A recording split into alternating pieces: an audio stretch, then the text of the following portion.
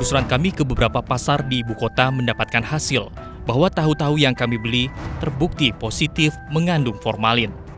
Sayangnya, para pedagang seakan tidak peduli dan tidak mau tahu. Mereka hanya memasarkan dagangan demi menyambung perekonomian.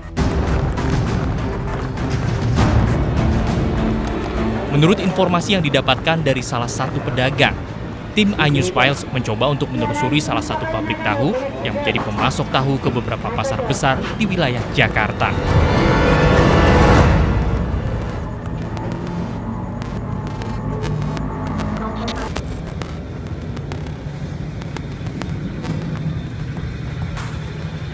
Bu, ada yang udah jadi belum? Beli dong. Berapa? Tahu. 100 ada belum? Aku mau yang gede ada? Gede? Iya, yang tahu Cina. Oh, tahu Cina. Yang segini? Yang kecil-kecil ya? Iya. Ini berapa saja 500? Ya itu sama kayak. Ya udah sama aja kan ya? Sama. Rasanya sama, tahu Cina sama tahu jenis kan. Nggak pakai formalin ini, Mama. Cina, Berapa, Bu? nggak pakai formalin. Kalau Cina kan pakai formalin. Oh yang gede itu tentu pakai formalin. Kami pun melakukan pengujian yang sama terhadap tahu yang dibeli langsung dari pabrik ini. Dan hasilnya tidak seperti yang diperkirakan sebelumnya. Tahu-tahu ini ternyata tidak menggunakan formalin. Ini tentunya menjadi berita gembira, karena ternyata masih ada tahu layak konsumsi yang dijual ke masyarakat. Namun, hal ini pun menjadi pertanyaan besar. Lantas, bila pabrik tahu tidak mencampurkan bahan kimia berbahaya pada produksinya, apakah ini artinya rantai peredaran makananlah yang mesti diwaspadai? Penggunaan formalin sebagai bahan tambahan pangan sudah dilarang oleh pemerintah.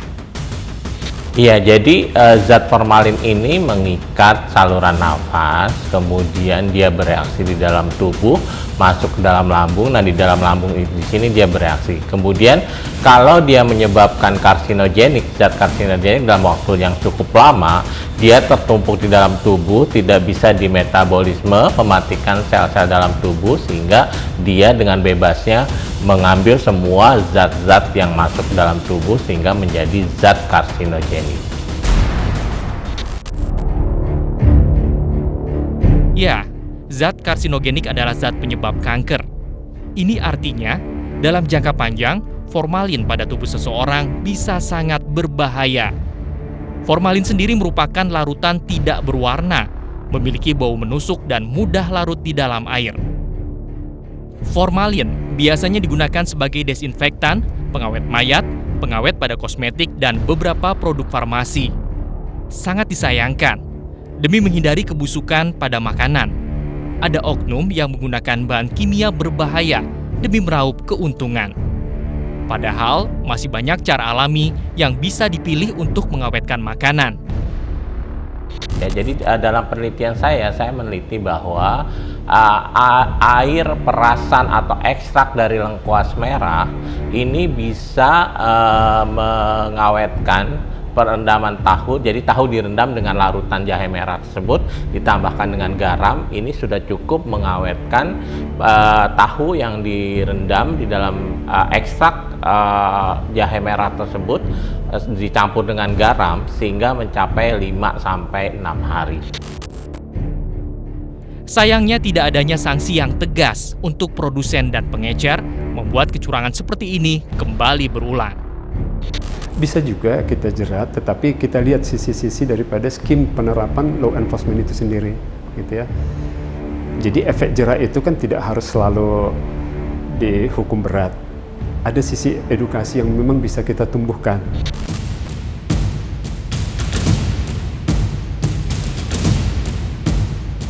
Maka waspadalah.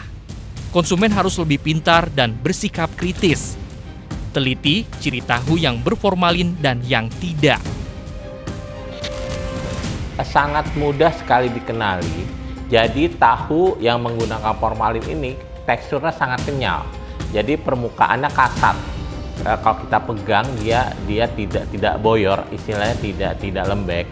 Jadi agak kenyal. Kemudian kalau dicium baunya seperti bau alkohol, karena memang di sana formalin mengandung metanol atau alkohol juga. Jadi gampang sekali dikenali.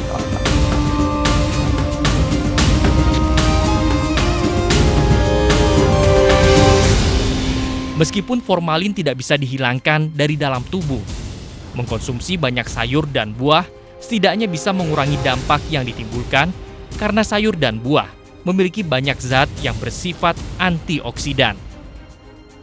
Pemerintah memang melakukan pengawasan terhadap bahan berbahaya yang disalahgunakan dalam pangan. Namun aplikasinya di lapangan tidak sesederhana itu. Untuk wilayah Provinsi DKI Jakarta misalnya, untuk mengatasi kecurangan pada pangan, dibutuhkan kerjasama lintas sektoral yang intens dan efektif sehingga tujuan yang ingin dicapai bisa maksimal. Ya, selama ini kita mengawasi memang tidak total secara keseluruhan ya. Kalau keseluruhan pasti kita tidak mampu.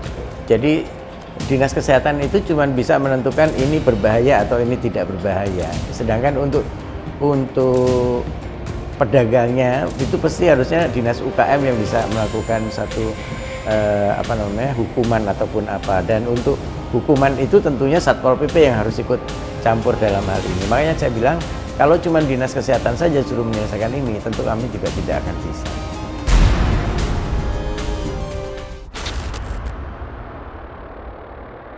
Diperlukan satuan pengawas khusus untuk mengatur hal ini, sehingga tugas dan wewenang setiap instansi dapat terpetakan dengan jelas. Pengawasan itu bukan hanya oleh Dinas Kesehatan saja. Ada pengawasan itu oleh Dinas UKM, ada Dinas Kelautan dan Pertanian, ada BPOM yang ikut serta di sana. Memang kita belum punya satu pergub yang komprehensif. Sekarang lagi dibuat pergubnya, lagi verbal, itu mengatur sampai hukuman apa yang harus diberikan kepada orang yang menjual makanan-makanan tidak sehat tersebut. Melihat dampak yang bisa terjadi pada masyarakat, sudah saatnya agar pemerintah tidak lagi main-main dalam menyelesaikan masalah ini.